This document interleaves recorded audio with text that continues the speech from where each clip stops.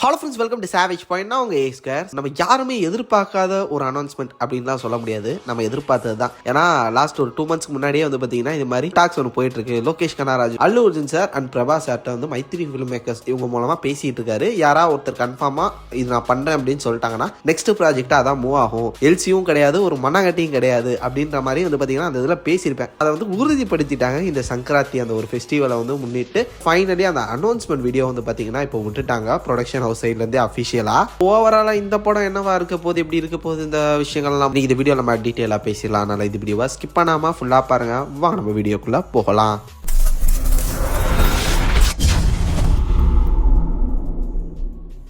So அந்த video வந்து பார்த்தீங்கன்னா அனிமேஷன் ஃபார்மேட்டில் வந்து பண்ணியிருக்காங்க. ஸோ கம்ப்ளீட்டாக அந்த ஒரு ஃபாரஸ்ட்டு, ஜங்கிள் அந்த ஸ்டைலே இருக்குது. எனக்கு தெரிஞ்சு லோகேஷ் கனகராஜுக்கு இந்த காடு, சிங்கம், புலி, நரி இதெல்லாம் தாண்டி எதுவுமே பண்ணவே தெரியாதுன்னு நான் நினைக்கிறேன். காடுன்னு ஒன்று இருந்தால் சிங்கம், புலி, சிறுத்தை இதெல்லாம் இருக்கும் அப்படின்ற மாதிரி அந்த டைலாக்லாம் சொல்லுவாங்களே, அதுக்கேற்ற மாதிரி அது ரெஃபரன்ஸ் எல்லா படத்துலையும் இருக்குது. அது வந்து இதுலேயுமே இருக்குது. எல்சியோனா சரி ஓகே ஒத்துக்கலாம், நீங்கள் தான் எல்சியோ எடுக்கலையே அப்புறதுக்கு இதெல்லாம் அப்படின்ற மாதிரி தான் தோணுது. கொஞ்சம் யோசிச்சு பாருங்க, ஒரு 2-3 வருஷத்துக்கு முன்னாடி எல்சியோ அப்படின்றது ஒரு விஷயத்துக்காக எப்படி ஒரு கீக்கா இருந்திருக்கோம் நம்ம அப்படின்ட்டு.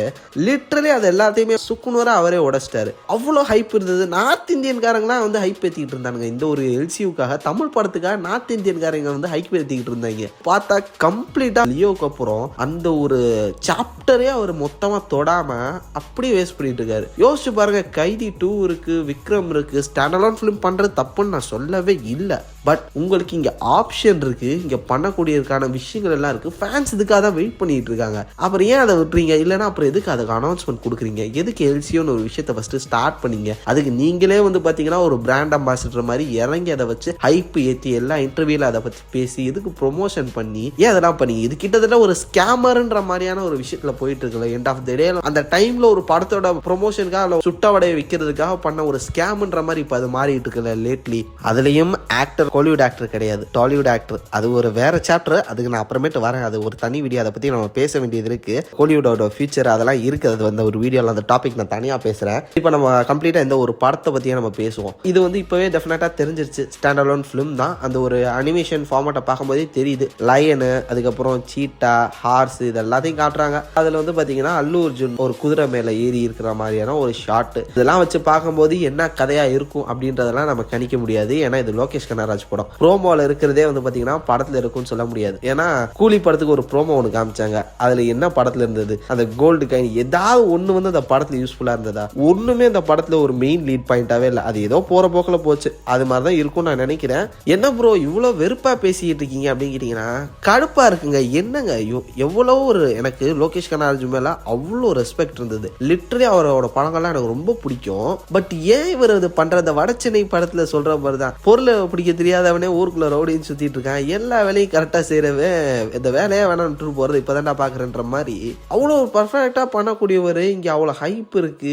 எதுக்கு இதை பண்றாரு அப்படின்றது வந்து ஸ்டில் சுத்தமா புரியல. இல்ல ஆக்டரா வேற 1 year வந்து வேஸ்ட் பண்ணிட்டு இருக்காரு டிசி அப்படின்னு சொல்லிட்டு அதை ஒரு ப்ராஜெக்ட் ஒன்று பண்ணிட்டு இருக்காரு. இதுல வந்து இதை வேற விட்டுக்கிட்டு இருக்காரு. இதுக்கப்புறம் கமல் சாரோட டேட்லாம் கிடைக்குமா அந்த பிரச்சனை வேற இருக்கு. ஏன்னா அவங்களுக்கு ஏஜ் ஆகிட்டு இருக்கு. ஒன்று பண்றதை கரெக்டா பண்ணிட்டா பிரச்சனை இல்லை. இப்ப எதுவுமே பண்ண முடியாம அகைன் ரீஸ்டார்ட்ன்ற மாதிரியான ஒரு விஷயத்த பண்ணிட்டு இருக்காரு. ஒண்ணுமே புரியல. இந்த படமும் என்ன மாதிரியான ஒரு ஸ்டோரியா இருக்குன்றது வந்து பாத்தீங்கன்னா நம்ம கணிக்க தெரியல. பட் ஆல்மோஸ்ட் லோகேஷ் கனகராஜ் சார்னாலே வந்து பாத்தீங்கன்னா கிரைம், த்ரில்லர் அந்த மாதிரி தான் இருக்கும். ஃபுல்லா ஆக்ஷனா தான் இருக்கும். இந்த ஒரு ப்ரோமோல எனக்கு ஓரளவு பிடிச்ச, எனக்கு சாட்டிஸ்ஃபைடா இருந்தது வந்து பாத்தீங்கன்னா அனிருத்தோட பேக்ரவுண்ட் ஸ்கோர் தான். மனுஷன் பிச்சுட்டாரு. ஒரு இங்கிலீஷ் ட்ராக் ஒன்று விட்டுருக்காரு. நான் அடிக்ட் ஆயிட்டேன். அது வந்ததுல இருந்து அதே கேட்டுக்கிட்டு இருக்கேன். லிரிக்ஸ், அந்த மியூசிக் எல்லாம் ஹாலிவுட் ஸ்டாண்டர்ட்ல இருந்தது. அந்த ஒரு பிஜிஎம் மட்டும் ஓகேப்பா சாட்டிஸ்ஃபைடா இருக்கு. லொகேஷன் அனிருத் காம்போனா எப்படியாவது அந்த ஒரு பேக்ரவுண்ட்ஸ்க்கு ஒரு ஆல்பம் வந்து சூப்பரா வந்துடும். தேவார மாதிரி ஒரு நல்ல மியூசிக் ஆல்பம் வந்தா சந்தோஷம் தான் அப்படின்னு சொல்லிட்டு வந்து பாத்தீங்கன்னா எனக்கு இப்போதைக்கு அது ஒண்ணுதான் சாட்டிஸ்ஃபேக்ஷனா இருக்கு. இனிஷியலி இந்த ஒரு படத்தோட ஷூட்டிங் வந்து பாத்தீங்கன்னா இன்னும் போகல.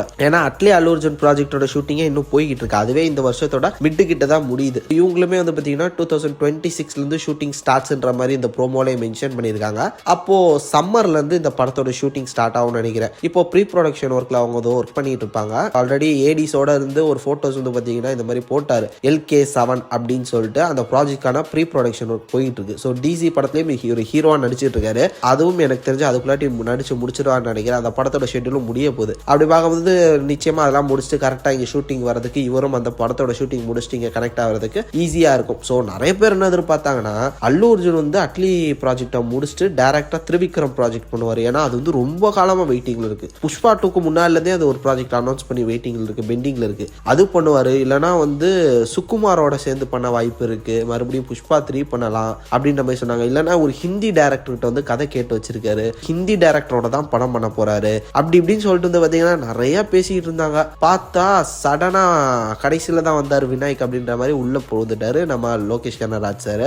அதுலேயும் இப்போ கிடைச்சிருக்கக்கூடிய ரூமர்ஸ் என்னன்னா 120 டேஸ்க்குள்ள நான் ஷூட்டிங் முடிச்சிருவேன் சார் அப்படின்னு சொல்லி தான் கால் ஷீட்டை வாங்கியிருக்காரு. அதுலேயும் அல்லு அர்ஜுன் சாரோட போர்ஷன்ஸை வந்து நான் 65 டேஸ்ல உங்களுக்கு நான் ஷூட்டிங் முடிச்சு கொடுத்துறேன், உங்களோட போர்ஷன்ஸை நான் 65 டேஸ்ல முடிச்சு கொடுத்துறேன் அப்படின்ற மாதிரி சொல்லி தான் இந்த ஒரு ஷூட்டிங்கே அவர் கூப்பிட்டுருக்காரு. அதனால 65 டேஸ்க்குள்ள அவரோட போர்ஷன்ஸை முடிச்சு அவர் அமைச்சிருவாரு. அதனால அவர் அதுக்கு அடுத்த படங்களை இந்த வருஷமே அவர் தொடர்ந்துருவாரு. அட்லி மாதிரி 2 வருஷம் 1 வருஷம் வந்து டைம் எடுத்து அந்த மாதிரிலாம் அவர் வந்து லேட் பண்ண மாட்டாரு. அதனால தான் அல்லு அர்ஜுன் இந்த ப்ராஜெக்ட்டுக்கு ஒத்துக்கிட்டாரு. ஜஸ்ட் 65 டேஸ் வந்து இவர் யூஸ் பண்ணி டக்குன்னு முடிச்சிருவாருன்ற அந்த ஒரு ரீசனுக்காக தான் அல்லு அர்ஜுன் இந்த ப்ராஜெக்ட்டுக்கு உடனே இனிஷியலா ஒத்துக்கிட்டு போறாரு அப்படின்ற மாதிரியும் சொல்றாங்க. 2027 சங்கராந்தி படம் வரும் அப்படின்ற மாதிரி சொல்றாங்க. பொறுத்திருந்து பார்ப்போம். நீங்க இந்த படத்துக்கு ஹைப்பா எதுவும் வெயிட் பண்றீங்களா? லோகேஷ் கனகராஜ் படங்களை பொறுத்தவரையும் இனிஷியலே ஹைப் இருக்காது. பட் அந்த படத்தோட அனௌன்ஸ்மெண்ட் அப்டேட் இதெல்லாம் வரும்போது வந்து பாத்தீங்கன்னா ஆட்டோமேட்டிக்கா ஹைப் ஆயிருவாங்க, வேற வழி இல்ல.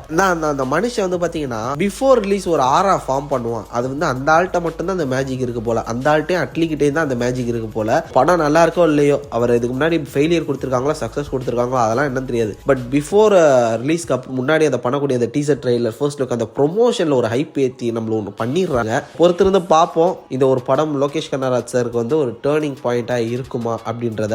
படம் நல்லா இருந்தாலும் சரி நல்லா இல்லாட்டி சரி. ஏன்னா அல்லு அர்ஜுன் ப்ராஜெக்டே வந்து பார்த்தீங்கன்னா ஒரு பெரிய ஸ்டாண்டர்ட்ல போய் நின்றோம். அதுக்கப்புறம் ஈஸியா 1000 crore அடிக்கக்கூடிய ஆக்டரோட இவர் சேர்ந்திருக்காருன்றனால நிச்சயமா 1000 crore அந்த ஒரு டைரக்டர்ஸ் கிளப்ல வந்து லோகேஷ் கனகராஜ் போய் அவருக்கு அடுத்து ஒரு பெரிய ரெகக்னைசேஷன் கிடைக்கும். அதுக்கப்புறம் பெரிய பெரிய ஆக்டர்ஸோட அவர் அதுக்கப்புறம் கொலாப் பண்ணலாம். அதனால அவரோட growth பார்த்து அவர் போறாரு அப்படின்றத நம்மளால புரிஞ்சுக்க முடியுது. பட் நல்ல படம் பண்ணுங்க, அதுதான் நான் கேட்கறது. ஸோ எஸ், நானும் இந்த ஒரு படத்துக்காக ரொம்ப ஆர்வமாக தான் காத்துட்டு இருந்தேன். பொறுத்திருந்து பார்ப்போம் எப்படி இருக்க போகுது அப்படின்றத. இதே மாதிரி தொடர்ந்து நிறைய இன்ட்ரெஸ்டிங்கான வீடியோஸ் பார்க்கறதுக்கு மறக்காம நம்ம சாவேஜ் மை சேனலை சப்ஸ்கிரைப் பண்ணி அந்த பெல் ஐக்கனை பிரஸ் பண்ணிக்கோங்க. அடுத்த ஒரு இன்ட்ரெஸ்டிங்கான வீடியோவில் நாளைக்கு மீட் பண்ணுறேன். அது ஒரு tata bye bye, take care from A Square.